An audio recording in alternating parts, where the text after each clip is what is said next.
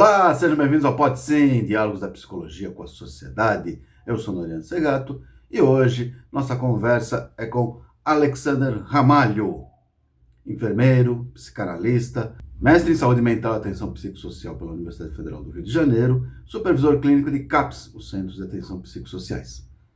Alexander é também pesquisador da Lápis Fiocruz, diretor da Abrasme, Associação Brasileira de Saúde Mental, e membro da Comissão Intersetorial de Saúde Mental do Conselho Nacional de Saúde. Nessa conversa ele fala sobre os desafios dos profissionais de saúde, em particular os enfermeiros e enfermeiras em situação de emergência e urgência, reflete sobre a profissão e sobre o binômio contenção e contingência. Pode sim, Diálogos da Psicologia com a Sociedade, um projeto das psicólogas e dos psicólogos de São Paulo. E fica aqui o nosso convite, né? Se você gostar dessa conversa, deixe seu joinha, seu comentário, isso é muito importante para nós. Esse é um podcast independente, não monetizado e, portanto, o seu apoio é fundamental para que a gente possa levar para mais pessoas esses debates, reflexões e provocações. Então, dado o recado, vamos à nossa conversa de hoje. Roda a vinheta!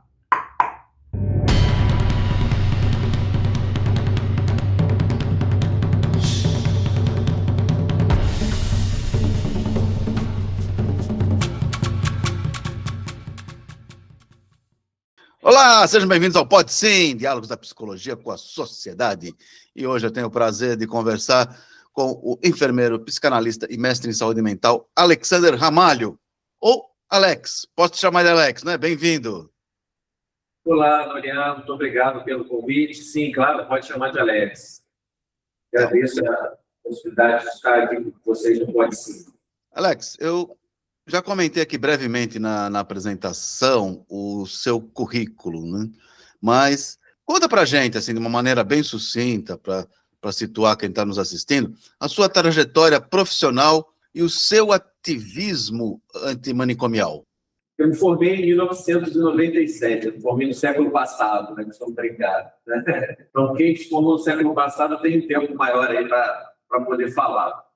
Me formei em enfermagem, sou aqui do Rio de Janeiro, me formei na UFRJ, na Escola de Enfermagem da Néria, com uma perspectiva de trabalhar sempre em saúde, no campo da saúde mental. Passei pelo estudo de psiquiatria da UFRJ, terminei a graduação, entrei logo na saúde mental, segui fazendo a especialização com o professor Paulo da Fiocruz. De lá eu entrei para a rede de atenção psicossocial, que nessa época nem se chamava aí rede de atenção psicossocial, no Rio de Janeiro, e trabalhei durante mais de 20 anos na gestão municipal. Eu trabalhei em CAPES 2, fui trabalhar na sede da prefeitura como gerente de atenção psicossocial, já em 2009, e era responsável pela organização e implantação dos CAPs na cidade do Rio e SRTs, né, Serviços de Iniciativa. Permaneci até o final de 2013, onde fui convidado a assumir a gestão do Hospital Psiquiátrico Felipe Pinel, na tentativa de encerramento dessas internações psiquiátricas. E aí a questão da urgência e emergência está muito presente nessa discussão, né? Tentativa de organizar o serviço lá, de modificar, e a gente conseguiu diminuir bastante as internações, diminuir bastante os leitos do hospital. Depois, em 2018, se eu não me engano, eu fui para a Colônia Juliano Moreira, a antiga Colônia Juliano Moreira, onde realizei a desativação de todos os leitos psiquiátricos lá em 2022. Claro, não sozinho, junto com a equipe que estava junto comigo, dentro do processo de desinstalização. Fiquei até 2023 na Colônia Juliano Moreira, antiga Colônia Juliano Moreira, onde agora estou trabalhando aqui na ENSP, no Laboratório de Pesquisa e Saúde Mental e Orientação Social, com a professora Ana Paula Gujó e o professor Paulo Amarante. Paralelo a esse eixo principal de trabalho, também fiz a composição de várias ações, e aí já entra mais para a militância, na Associação Brasileira de Enfermagem, na ABEM, onde participei da criação do primeiro Departamento Nacional de Enfermagem e Saúde Mental, e aí já entra a militância, né? Participei também, por 2 momentos, e agora continuo na Comissão Intersetorial de Saúde Mental, na CISM, né, pela Abrasme, onde nesse momento eu ocupo a função de diretor regional, e além dessa comissão, ainda estou na CEIMPA, da Comissão também de planejamento de saúde mental no estado do Rio de Janeiro, vendo o sistema carcerário.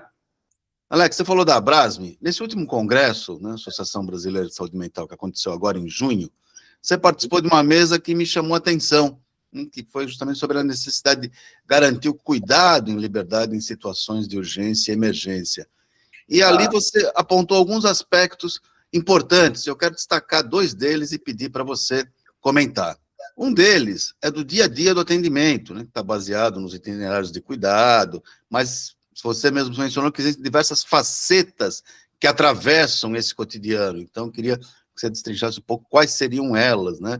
E um outro ponto que você mencionou foi definir o que seria a crise, de fato, né? O que é emergência, o que é urgência, e sobre o olhar do atendimento clínico.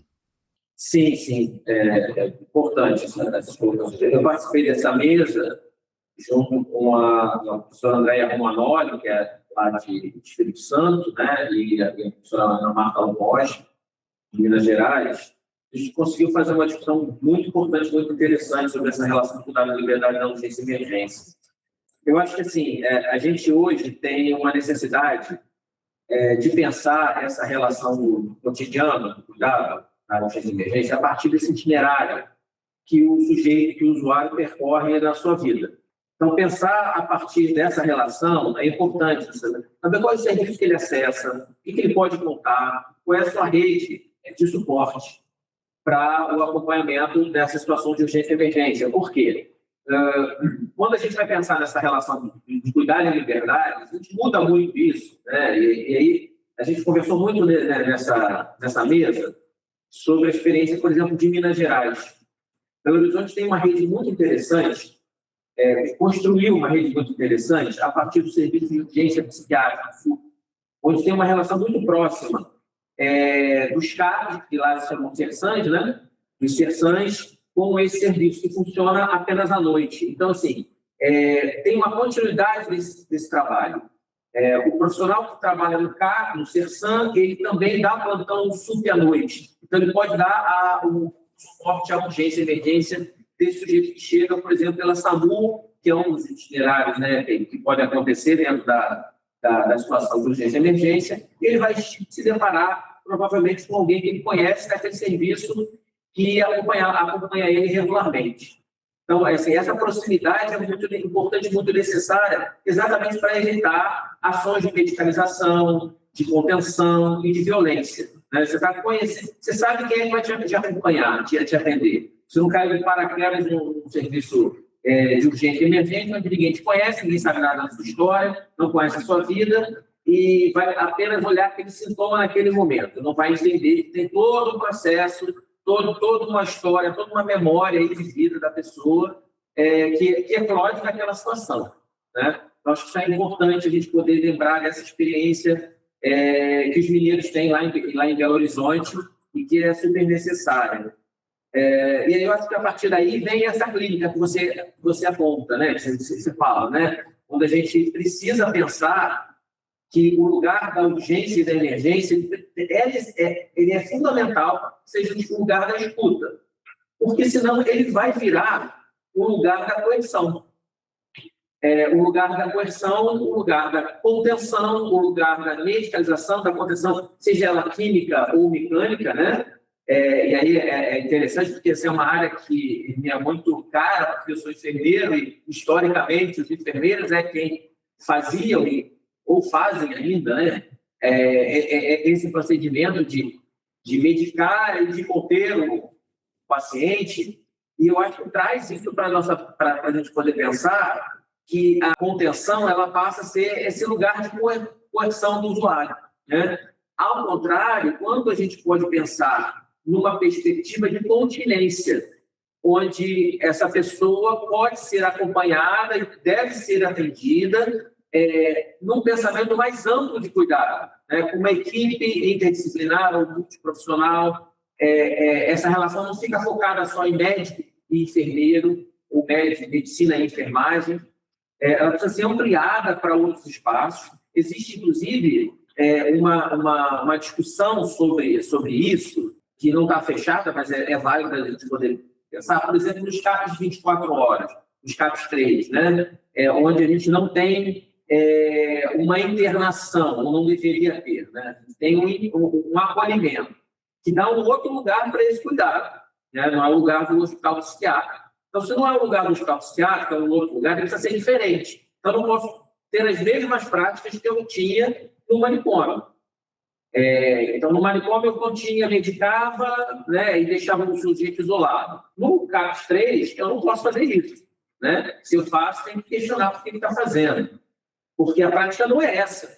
A prática é de pensar que essa pessoa está no território dela, na cidade dela, no bairro dela, próximo à família dela, e isso precisa ser potente nessa relação de cuidado. E aí, assim, por que eu vou ter que medicar toda hora? Por que eu vou ter que conter toda hora? Né? Então, é algo para se pensar. E a partir desse pensamento, a gente leva para a discussão. Será que não precisa ter outras categorias profissionais, por exemplo, fazendo acompanhamento ao plantão em CAPs 24 horas?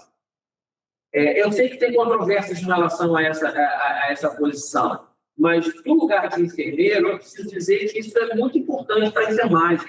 Que a gente possa ter, por exemplo, em outros espaços, que não são espaços do dia a dia, habituais, como durante o dia ou fora dos finais de semana, posso ter outros profissionais, nos finais de semana, outros profissionais que possam trocar com a enfermagem para que a própria enfermagem não possa repetir práticas que vão ser práticas que estavam acostumadas a serem realizadas. E aí eu vou te dar um exemplo para poder ficar claro isso, né?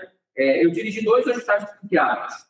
Pinhel, fica aqui em Botafogo, na zona sul do Rio, e o Colônia Juliano Moreira, na zona oeste do Rio de Janeiro. Todos esses hospitais, eu cheguei com a perspectiva de que o cuidado de enfermagem ele era baseado numa prática de violência. De fato, isso aconteceu em vários momentos, mas isso aconteceu muito por falta de conhecimento ou de desconhecimento desses profissionais de como fazer diferente. E aí que está a grande sacada da relação da equipe interdisciplinar ou multidisciplinar, quando você consegue colocar outros profissionais para ter uma troca e uma diversidade. Aí aquele profissional passa a perceber que a contenção ou a medicação ou a medicalização daquele sofrimento pode ser mediada de outra forma, ou seja, a crise, a situação de angústia, de violência, de ruptura social, ela pode ser pensada de outra forma.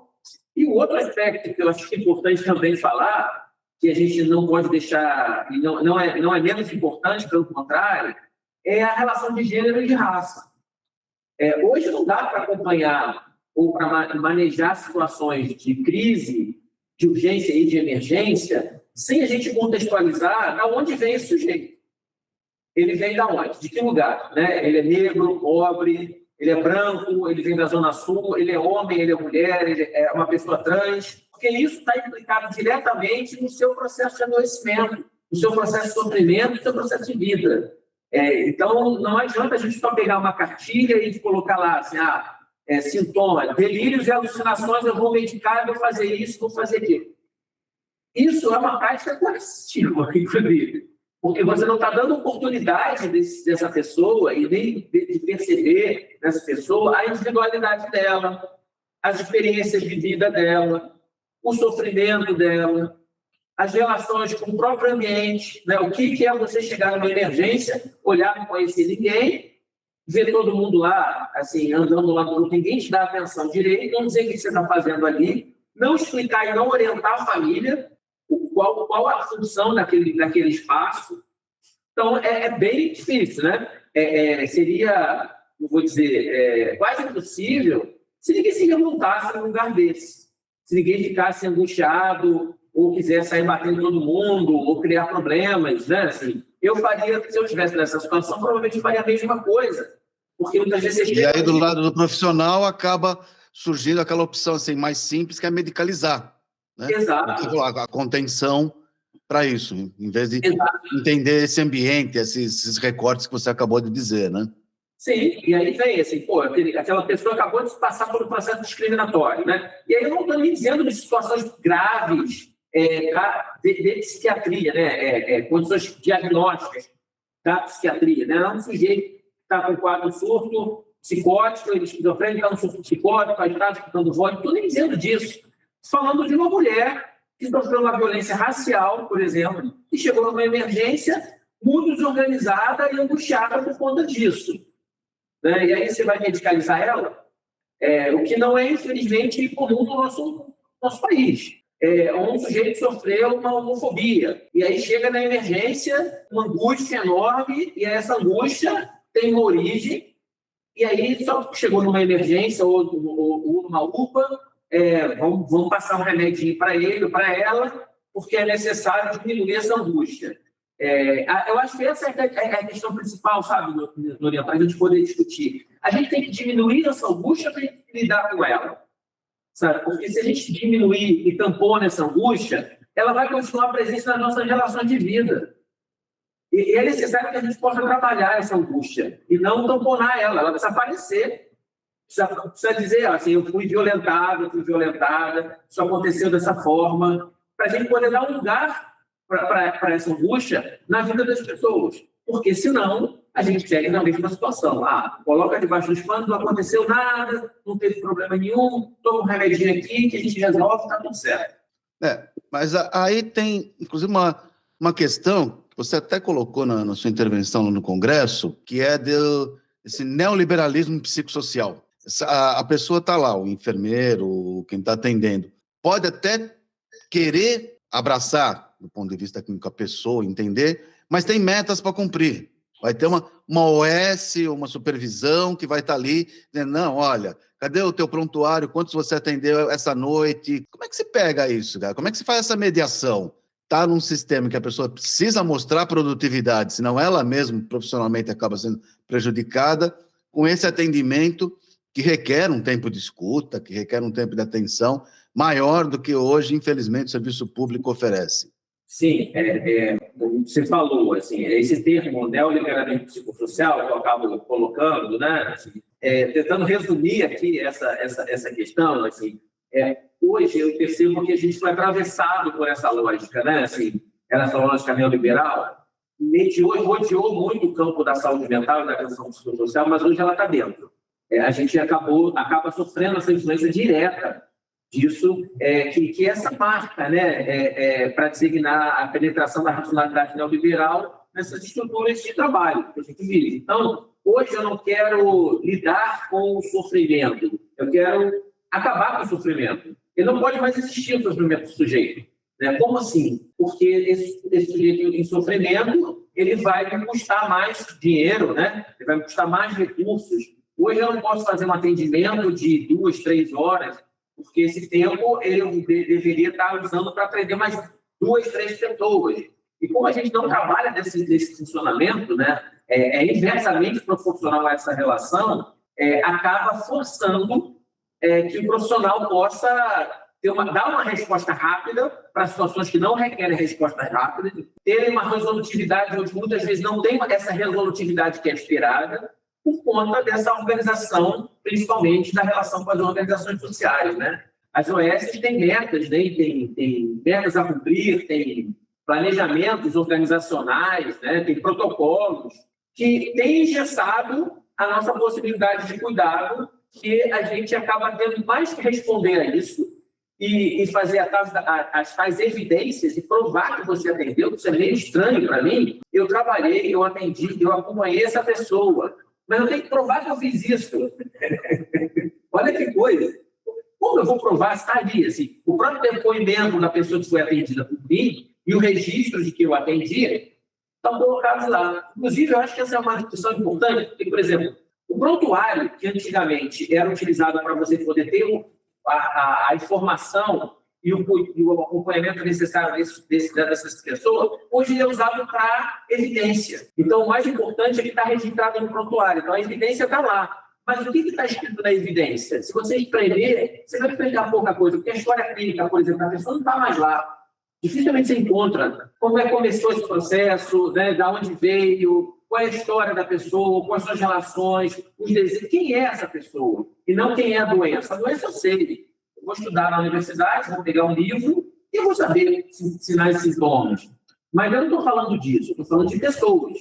E aonde a gente tinha essas informações? No prontuário, hoje em dia, não pode mais, porque o tempo que você vai levar para poder fazer isso, você vai deixar de atender alguém e você vai tomar uma chamada da sua gestão para poder cumprir a famosa meta ou responder, esqueci também, aos indicadores. E aí, Nuria, eu acho que é necessário a gente poder fazer um parênteses aí, porque não é que a gente seja contra isso.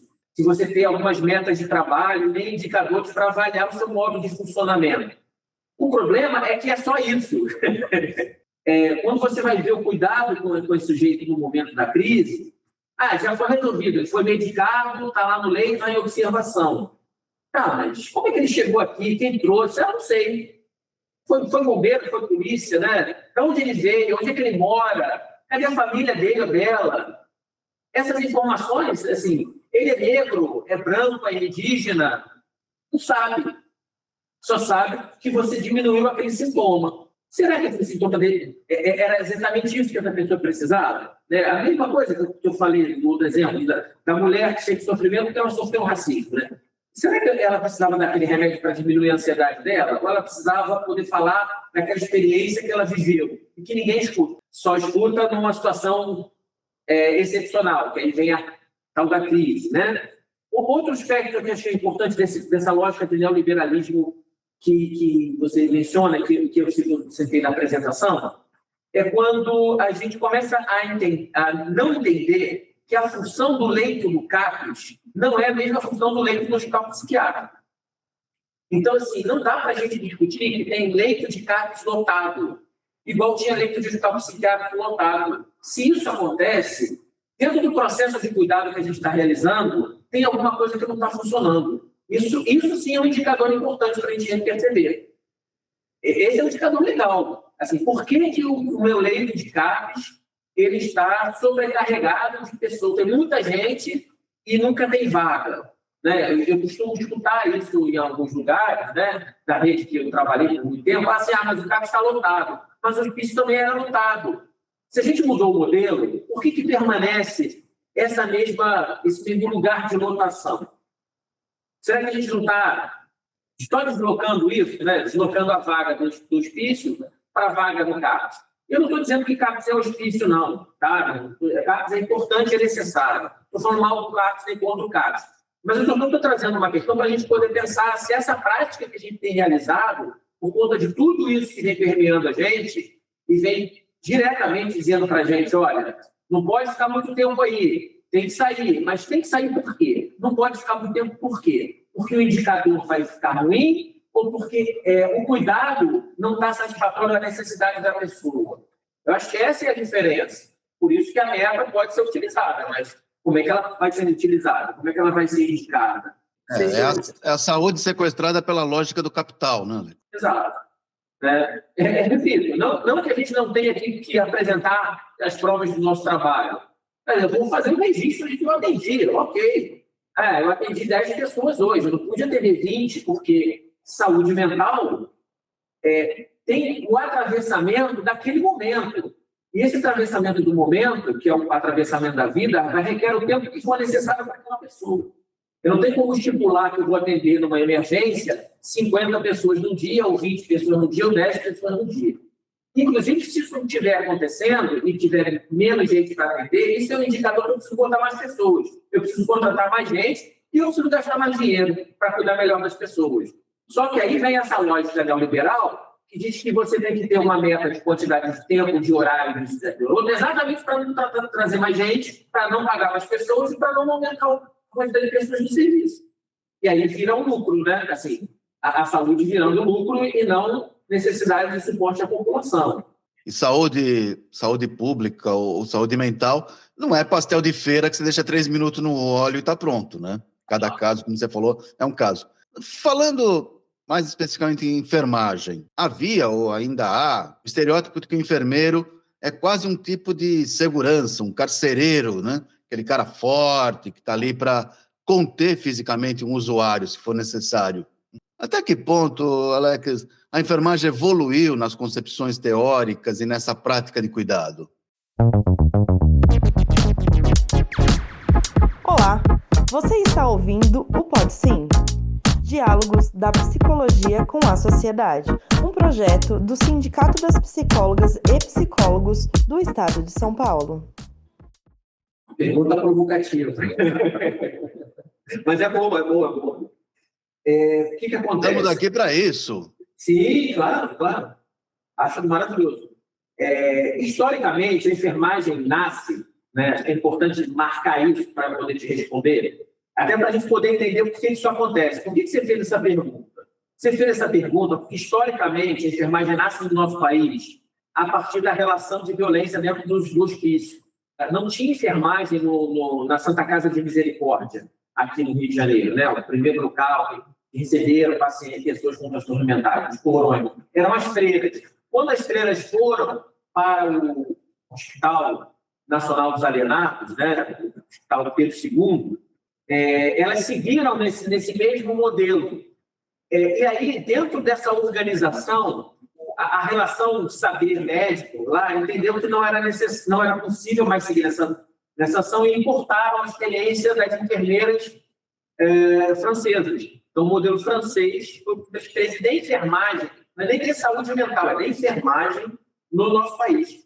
A gente começa com um trabalho de enfermagem, uma sistematização mínima de cuidado, a partir da experiência do Hospital Nacional dos Alienados na Praia Vermelha, Chico Pedro II. E a função desses profissionais, nesses lugares, era de controlar, vigiar e reprimir. Era exatamente isso. Então, quando faz essa pergunta é histórica.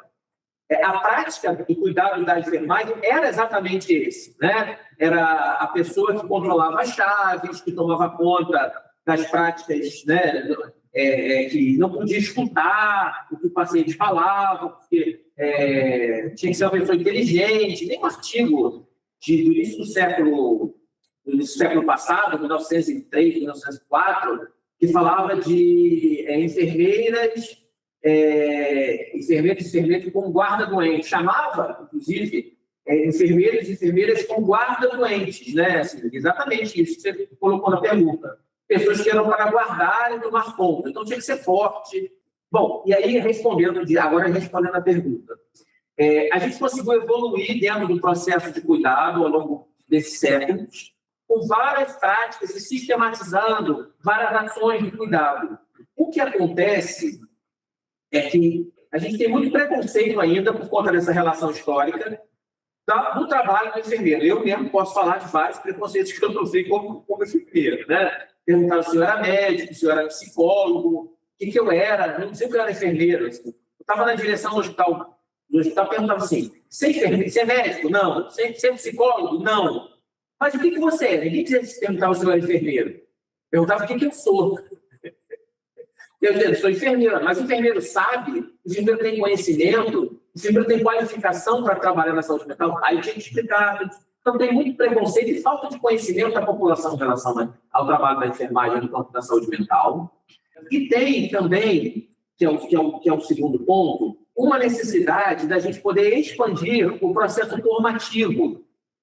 Isso também é um outro problema, porque a forma com que a enfermagem se forma, ela não é tão separada quanto as outras categorias profissionais. Então, assim, você vai em grupo, né? Você tem uma relação de coletividade muito forte no processo formativo da enfermagem. Então, não é fácil que os espaços possam absorver uma grande quantidade de alunos. E aí, dentro desse processo, isso acaba prejudicando a formação. Então, como você tem profissionais qualificados que não sejam de centro cirúrgico ou de saúde da mulher, que possam dar aula de saúde mental, de fato. Tem uma organização ainda que precisa avançar nesse ponto. Mas isso não quer dizer que a enfermagem não avançou e não conseguiu produzir a nível de conteúdo de experiência. E só para terminar, o Pedro Gabriel, numa fala que eu não lembro onde, foi esse ano ainda, né? Ele fala que se espelhar na enfermagem porque é a categoria dentro do campo da saúde mental que mais produziu trabalhos a respeito dessa discussão sobre o funcionamento do trabalho e das ações dentro dos CAPs 3.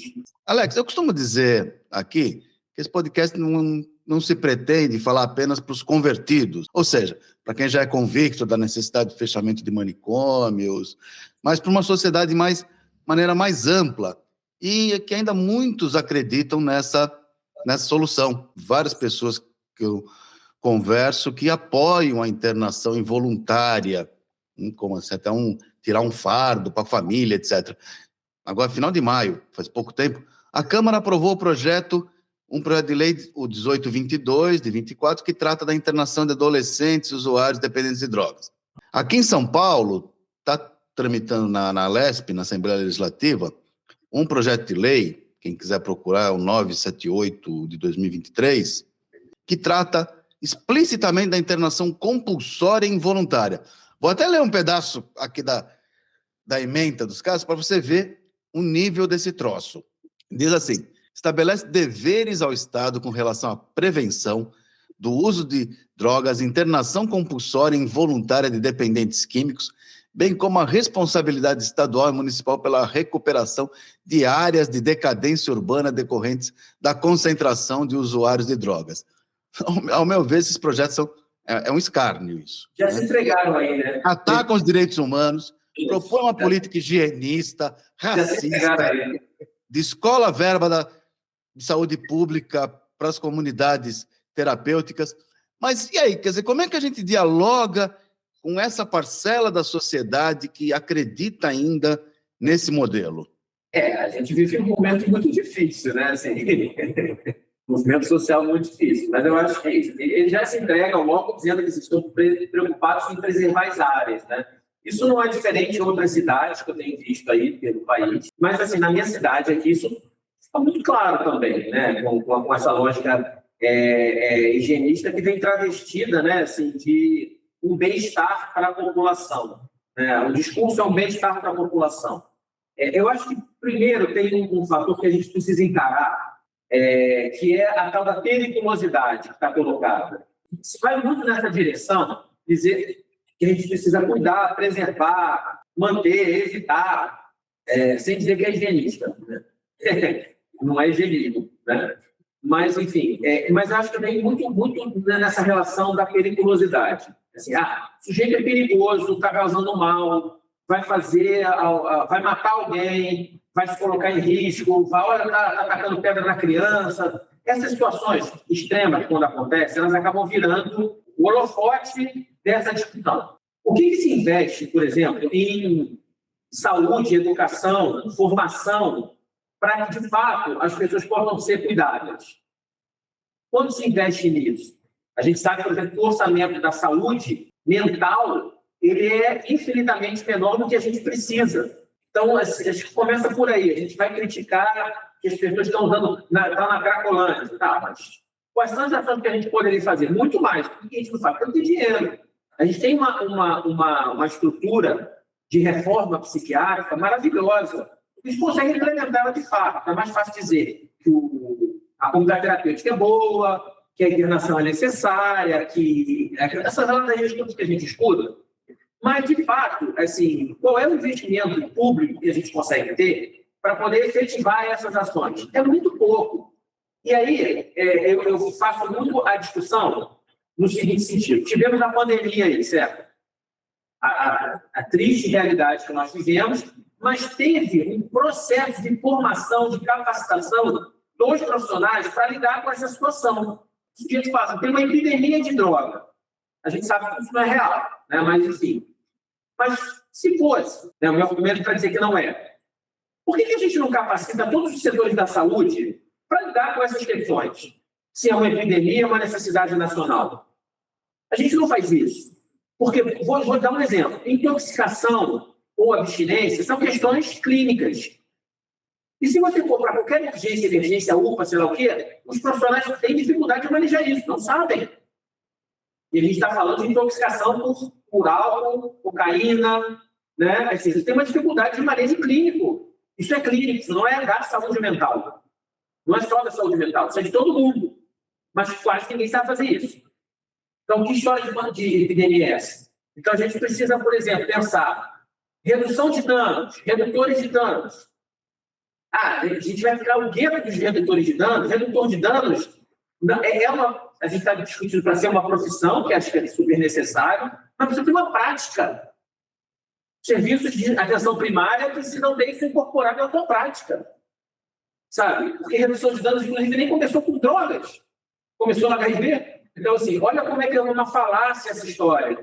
Sabe? A gente consegue desconstruir esse discurso muito fácil. E qual é o investimento que a gente tem, por exemplo, para redução de danos? em relação às relações de uso de várias substâncias, e principalmente substâncias lícitas. Não vamos nem falar das ilícitas, porque senão vai causar celeuma na galera. Vamos falar das lícitas. Quanta gente fazendo uso de medicamentos de forma equivocada, de benzodiazepínicos que estão lícitos, né? Agora a gente tem essa situação aí dos emagrecedores. Então, a gente está falando disso.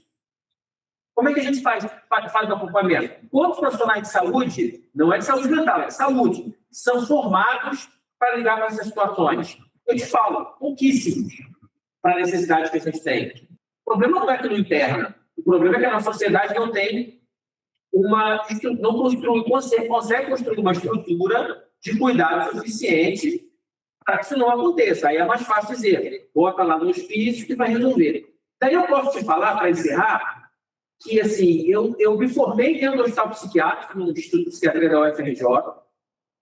Eu fui diretor de 2 hospitais psiquiátricos, por 5 anos cada um, 10 anos. O hospital psiquiátrico não resolve o problema de ninguém.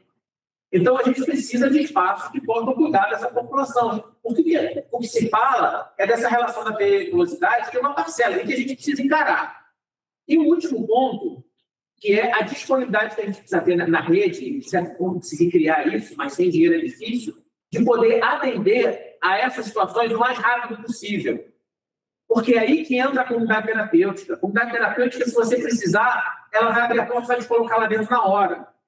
E a gente, como saúde e saúde mental, cria algumas burocracias para acolher as pessoas. Esse ponto a gente precisa melhorar e trabalhar. Mas a gente, do campo da saúde mental, cria barreiras. Não deveriam criar barreiras, porque o SUS não fala pelo contrário. Eu não tenho a solução disso, jamais, para que deveria ter, mas acho que tem algumas indicações que a gente precisa trabalhar. Crise. Crise acontece a qualquer hora do dia, de manhã, tarde, noite, de madrugada, final de semana, feriado. E quem vai receber? Em geral, quem acaba recebendo é a família, ele liga para o SAMU, que não é preparado, liga para a polícia, que não é preparada, e vai para os espaços que às vezes são preparados e às vezes não são. Então, a formação, para mim, é uma base muito necessária dentro desse processo. E não é formação só na universidade, não. É formação ampla dentro das vários dispositivos que a gente tem, como a própria educação, a segurança pública, a saúde, a assistência, enfim. Eu acho que esse é um caminho que a gente podia pensar em trilhar. Que ninguém nos ouça aqui, mas eu tenho mais medo dessas pessoas de bem do que de loucos, né? Para gente terminar, Alex, uma questão agora de suma importância. O que o torcedor do Fluminense achou do Arias voltar para o Brasil para jogar pelo Palmeiras? Então, a palavra eu não posso dizer aqui, mas eu posso traduzir. Trairagem.